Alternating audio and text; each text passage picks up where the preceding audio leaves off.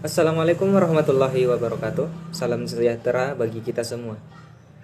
Perkenalkan, kami dari kelompok 2. Pada video kali ini, kami akan menjelaskan sedikit materi tentang ilmu pengetahuan alam dan teknologi bagi kehidupan manusia. Adapun anggota kelompok kami, yaitu saya sendiri, Murtaja Rifat, dengan NIM H02222025. Perkenalkan, saya Wahyuni dengan NIM H02222019.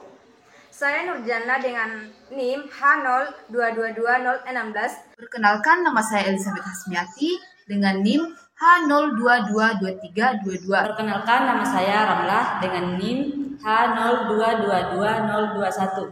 Perkenalkan, nama saya Aswar dengan NIM H02222313. Perkenalkan, nama saya Asma Jelita dengan NIM H02222504. Baik, itu tadi perkenalan anggota kelompok kami. Langsung saja kita masuk ke dalam pembahasan materinya. Saya akan memaparkan sedikit materi mengenai sejarah peradaban manusia dan perkembangan teknologi. Ada beberapa gelombang sejarah peradaban manusia dan perkembangan teknologi. Yang pertama, revolusi industri pada tahun 1770 sampai dengan 1830, di mana di gelombang ini didasarkan pada pengembangan dan penerapan mesin uap secara besar-besaran.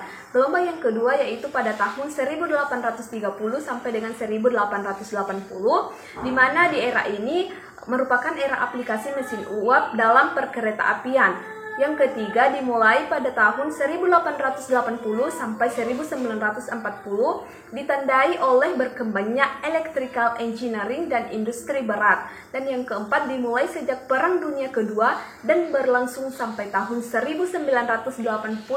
Dan yang kelima merupakan era informasi komunikasi yang mendominasi dalam era ini adalah teknologi. Dan yang kelima merupakan era informasi komunikasi yang mendominasi dalam era ini adalah teknologi berbasis elektronika. Konsep ilmu pengetahuan alam sebagai dasar perkembangan teknologi berawal dari sebuah keingintahuan mengenai sesuatu yang belum diketahui oleh manusia.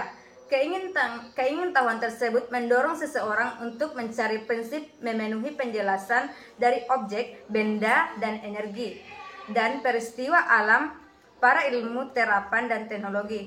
Teknologi dapat dibentuk dari pengetahuan alam dasar. Karena itu, ilmu pengetahuan alam dasar ini berperan dalam mengendalikan teknologi melalui prinsip teorinya.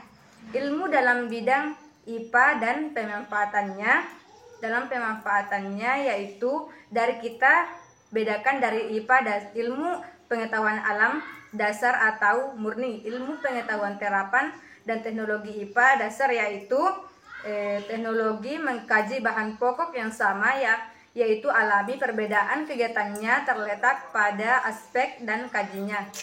Menurut teori, ilmuwan IPA dasar mencoba memahami bagaimana alam bekerja, sedangkan ilmuwan terapan mencoba mencari cara untuk mengendalikan cara yang alam bekerja. Konsep-konsep IPA dasar berbentuk dari keingintahuan mengetahui yang belum diketahui orang, mengetahui ilmu pengetahuan alam, dan konsep teknologi menggunakan konsep IPA dasar dan terapan. Contohnya adalah merancang cara untuk membuat tanah berpori-pori agar tanah dapat menyimpan banyak air kohesi.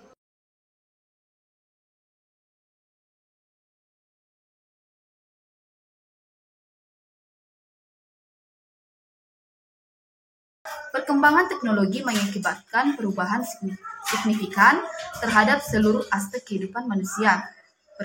Perkembangan teknologi informasi meliputi perkembangan infrastruktur teknologi, khususnya dalam bidang teknologi informasi seperti hardware, software, teknologi penyimpanan data, dan teknologi komunikasi.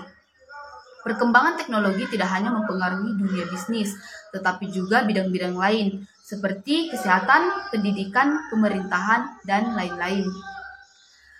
Tahun 1650 sampai dengan 1955 dinyatakan oleh Alvin Toffler sebagai era industri.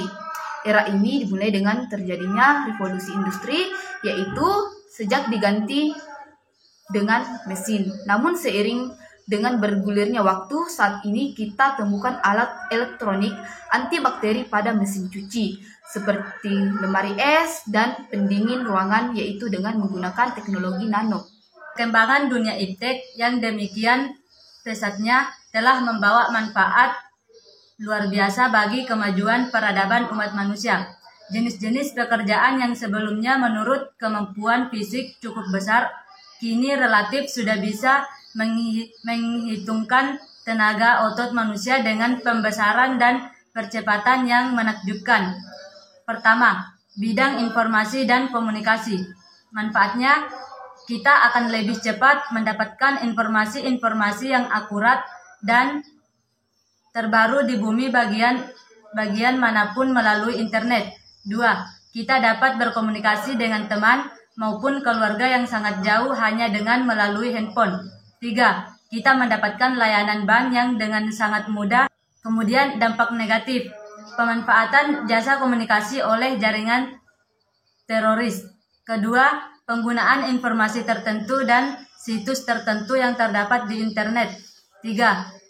Kerahasiaan alat tes semakin terancam. Melalui internet kita dapat memperoleh informasi tentang tes psikologi dan bahkan dapat memperoleh layanan tes psikologi secara langsung dari internet. 4.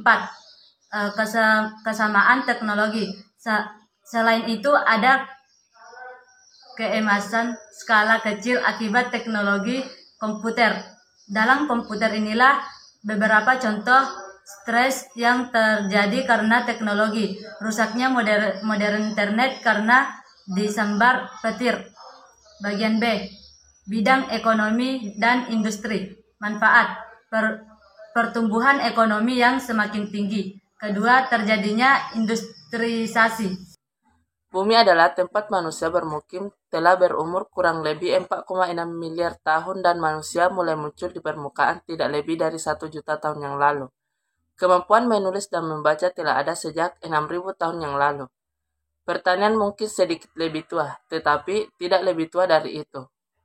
Ilmu pengetahuan telah mengubah sejarah selama 300 tahun, tetapi sebagai landasan teknologi yang mempunyai hubungan langsung dengan perekonomian, baru berumur 150 tahun.